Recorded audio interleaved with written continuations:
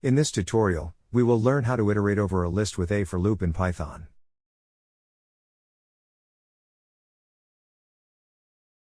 This code creates a list of fruits and iterates over each item in the list using a for loop. The variable x takes on the value of each item in the list, one at a time.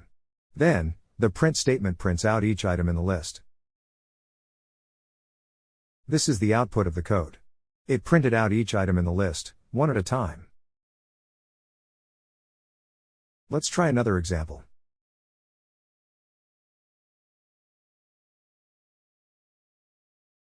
This code creates a list of numbers and iterates over each item in the list using a for loop. The variable num takes on the value of each item in the list, one at a time.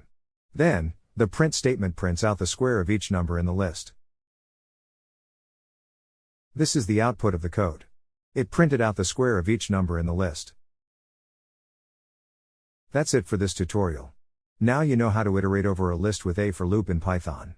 Happy coding!